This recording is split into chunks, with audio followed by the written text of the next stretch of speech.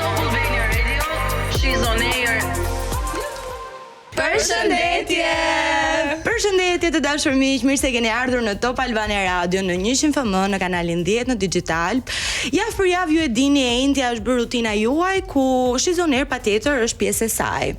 Sot bashkë me ne si çdo javë të ftuar shumë të veçantë, por kjo sotme është goxha e veçantë, të paktën për mua një herë sepse më erdhi radha ta intervistoj për vete.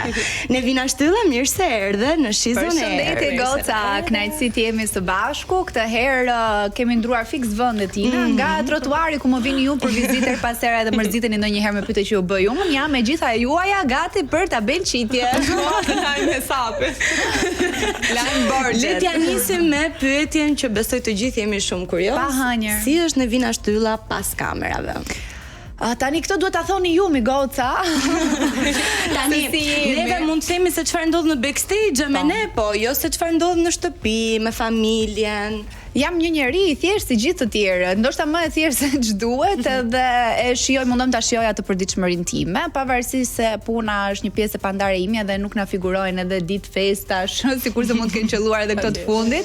Jemi gjithmonë në krye të detyrës kur i thon, por realisht në përditshmërinë time jam një njeri shumë i thjeshtë. Edhe këtë mund ta dëshmojnë shumë njerëz sepse realisht jam vazhdimisht në kontakt me njerëz të ndryshëm, nuk është se preferoj të frekuentoj vende shumë ekskluzive, mundom ta bëj atë përditshmërinë time duke nisur që nga kafe e mëngjesit, që nga një xhiro me qenushin me rokon që kam fuese të përditshme, takohem shpesh me njerëz të ndryshëm në rrugë, kështu që mendoj që thjesht.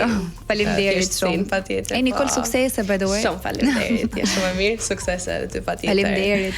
Çfarë? Patjetër, po.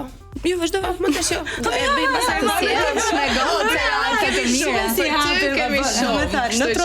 Në trotuar ndoshta luftojmë për ta marrë atë fjalën tonë. Patjetër. Jepi Nikol se të mbakan gocat më të mira më duket. Si ka qenë për Nevinën tonë të dashur momenti që nise eksperiencën tënde dhe më pas nise dhe të kuptoje që ti po kthehesh në një figurë publike, si ke reaguar ti me këtë fakt? Më ke kthyer shumë pas në kohë sepse po ta mendoj ndonjëherë realisht ribëj këto llogaritë duke qenë për ditë aktive në media edhe harroj se prej sa kohësh jam pjesë e kësaj fushë, mund të jenë bërë mbi 10 vite. Jo mbi 10 vite, po e sigurt mbi 11 vite që jam pjesë e televizionit në mënyrë konstante me eksperienca të ndryshme dhe më ke kthyer shumë pas. Kanë qenë fillimet e mia. Nuk di me Nevina. I kujtoj se realisht i kujtoj me shumë përzemërsi ato fillimet e mia, ka qenë një gjë e re shumë për mua, e mbushur plot me emocione dhe me pasiguri mbi të gjitha. Kam patur një lloj pasigurie shumë të madhe tek vetja ime, po diçka që më ka karakterizuar ka qenë që i kam bërë gjërat, nuk jam tërhequr asnjëherë, edhe kur kam patur ato dyshime tek vetja, kam thënë prit ta provoj një herë se ndoshta ja dal mban. Dhe më ka rezultuar që ky hap i para që bën ndonjëherë të print tek hapat e tjerë që pasojnë, kështu që ndonjëherë është thjesht ta ndërmarrësh, ta hedhësh atë hapin e parë dhe të kesh guxim tek çdo gjë që të sfidon për momentin. Në kaq shumë vite sa keti në ekran the 11 vite. Çfarë është një gjë ose shumë gjëra që publiku nuk i sheh nga jeta e televizionit? Televizioni është një fushë shumë e bukur, shumë e bukur, por edhe shumë e vështirë.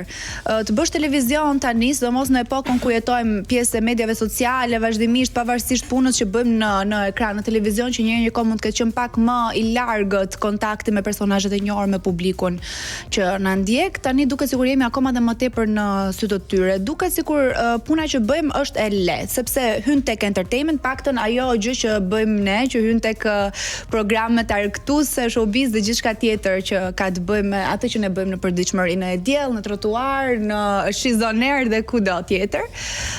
Duket ndonjëherë sikur është më e lehtë nga ç'është, por realisht ka një lloj përgjegjësie. Ti je një figurë, besoj edhe ju gjithashtu jeni figura tashmë publike, keni përgjegjësinë ato çka thoni, pra duhet të argëtoni publikun, por pa e cënuar dhe pa shkelur 2-3 parime që gjithë secili nga ne duhet të ketë. Kështu që ka. A është Nevina nga ato personazhet publik që ndikohet nga komentet në rrjetet sociale? Më shi përmendë pak më parë. Në fillimet e mia po, ndikohesha, edhe mërzitesha shpesh, ndërsa tani kam kuptuar që të komentohesh si për mirë si për keq, do të thotë që ti je në qendër të vëmendjes edhe publiku ty të sheh, ka pretendime për ty, kështu që ndonjëherë dhe ato komentet e këqija që dikur mund t'i përjetoja jo dhe aq mirë, tani mirë pres. Normalisht jam e limituar se çfarë çfarë komentesh marr parasysh, sepse ka edhe disa komente që ndoshta thjesht duan të vjellin vrerë dhe të nxjerrin ato inatet e tyre. Po jam shumë kurioze të dija, është ndjer ndonjëherë në vina shtylla e pasigurt me veten, inferiore po themi. Inferiore jo, sepse inferiore bie të kem një nivel krahasimi me dikë tjetër edhe kam patur pasiguri tek vetja ime me përgjegjësinë që më është besuar, po nga ana tjetër kam patur fatin sikurse thash të mbesojnë gjëra me shumë peshë dhe që mua më kanë sfiduar dhe më kanë rritur. Nëse ti nuk merr përsipër gjëra më të mëdha se sa vetja jote, nuk zhvillohesh dot, nuk rritesh dot. Kështu që vazhdimisht ndihem e sfiduar nga projektet e ndryshme që marr. Më i fundit ka qenë edhe trotuari dhe unë kam shprehur dhe kam thënë momentin e parë që më është besuar trotuari, ka nisur nga një rrethan nevoje, po e quaj unë, Manusha kishte nevojshme që të ishte pak më i lirshëm me programet që mbulonte, kishte nisur dhe Top Arena dhe në atë kohë tha që okay, provoj ta bësh ti një herë. Na funksionoi me ato problematikat e vetë trotuari, parë dhe derisa ma la në mirëbesim që t'isha totalisht vetëm unë. Kështu që normalisht ka gjëra të tilla që më sfidojnë, më bëjnë të ndihem më pasigurt për momentin, po në këtë eksperiencë. Ne kemi gjithmonë një jingle sa po shoh sot. Jeni ndarë bjondet, brunet veç. Jo, veçse ishim pak edhe në këto periudat e fillimit dhe të vështira. A ka pasur momente të caktuara ku ti je ndjer sikur je detyruar ndoshta të heqësh dorë për ato momente, qoftë edhe mendimi që mund të ketë kaluar në mendje? Të heq dorë nga çfarë? Nga televizioni patjetër. Të mendoj të largohem nga televizioni. Kam patur në momentet e vështira referohem gjithmonë. Kam patur disa momente që e kam menduar të tërhiqem. Në një periudhë në fakt edhe jam tërhequr pak nga televizioni për shkak që po i quaj unë madhore dhe jo nga dëshira ime apo vullneti im i lirë, po kam menduar që ndoshta ai mund të ketë qenë hapi më i mirë për tu bërë për veten time, për qetësinë time dhe për karrierën time në momentin që e kam bërë dhe jam tërhequr proviziorisht. Gjë më e mirë që rikthyer edhe nuk e ke. Mendoj që tërheqja vetëm kur bëhet është e nevojshme. Pra, fakti që ti tërhiqesh sjell më tepër benefite se sa të qëndrosh aty ku je.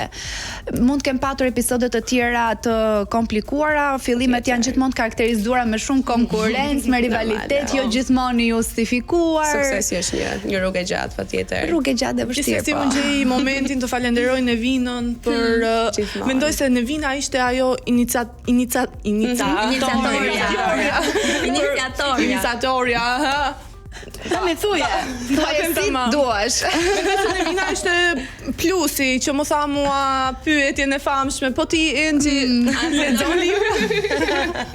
Nevina faleminderit. Çfarë libri ke lexuar tani Enxhi? Po lexoj Idiotin e Dostojevskit. Aha, të pëlqen? Po mirë, tani jam në plazhe ke lexuar apo? Ja, do filloj dhe sezoni tani. Nga fundjava të pasha nga pishina. Në pishina normale. Nevina, rikthehemi te këtyre. A jeti pas 11 vitesh aty ku ty e ke menduar veten tënde që në start të kësaj karriere? Unë nuk e kisha menduar fillimisht që do bëja 11 vite në televizion. Ka nisur krejtësisht rrugtimi për mua dhe mendoj që kam arritur në një status caktuar që nuk e kisha menduar ndonjëherë. Dhe jam realisht shumë mirënjohëse për gjitha mundësitë që më janë dhënë, për gjithë personat që më kanë suportuar, për Top Channel mbi të gjitha, sepse është shtëpia ku unë kam gjetur shtëpinë time, vendi ku unë kam vazhduar dhe krijuar këtë emër që kam sot, edhe më ka dhënë mundësitë më të mëdha për gjatë gjithë rrugtimit tim. Janë gati 8 vite tashmë që jam pjesë e Top Channel, kështu që pa Topin si logo nuk mendoj se do të kisha arritur ndonjëherë suksesin që kam patur deri tani. Ti je një nga moderatorët më të përfolura, më të njohura. Unë dua të di, lidhur dhe me komentet e rrjeteve sociale sërish, cili ka qenë një koment, qoftë ai pozitiv ose negativ, që ty të ka ngelur në mendje dhe të ka prekur? Nuk, ndoshta them një së fundmi. Një koment që më shkruante që ishte kompliment, koment negativ, që thoshte mendoj se je një nga moderatorët më të nënvlerësuara dhe nuk e mendoj që vlen, sepse realisht më janë besuar projekte shumë të mëdha brenda topit. Jam ndër të paktat prezantuese që kam 2 programe në drejtim, si të diellën bashkë me Manushin, me rubrika të caktuara që unë i kam edhe vetëm, jo vetëm bashkë me prezantuesit e tjerë që jemi pjesë e diellës. Dhe Portokallia një program prime time në Top, një pjesë e historisë edhe një nga gurët e themelit të Top Channel, që e kanë moderuar emra shumë të mëdhenj të televizionit ndër vite dhe më është besuar edhe mua së fundmi, kështu që nuk mendoj që vlen, po mendoj që ndoshta më është dashur të marr pak më gjatë kohë për të arritur dhe për të hedhur këto hapa të fundit. Në çfarë periudhe po jeton ti momentalisht? Ku është Nevina? Çfarë po mendon për të ardhmen e saj? Ku do dalësh, Ina? Unë tani sa kështu. Po mendoj shumë gjëra. Mua të më falin nëse godas të mikrofonin ko pas kohë, po nuk jam mësuar me radion.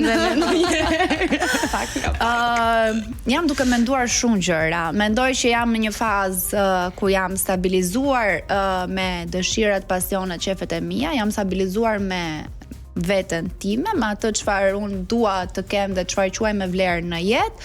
Kam një vizion pak më të qartë për atë çfarë pretendoj për të ardhmen time, dhe gjërat e tjera pastaj e kemi lënë në dorë të Zotit dhe në dorë të fatit të vi çfarë të vi, dhe do të jetë mirëpritur çfarë ka rezervuar ardhmja për mua. Nuk jam njeri që eci me plane afatgjata, eci pak më tepër me kohën. Për momentin jam duke shijuar punën, karrierën, shtëpinë, familjen dhe gjithçka. Unë jam në fakt më se sigur që njëri plot me dashuri si ti do rrethoj dhe vetëm me dashuri do merrte mbështeten sigurisht nga familja dhe nga shoqëria, por nëse do duhet cilësoje një person, kush ka qenë ai ose ajo që të ka mbështetur më shumë në prapaskenat e jetës tënde?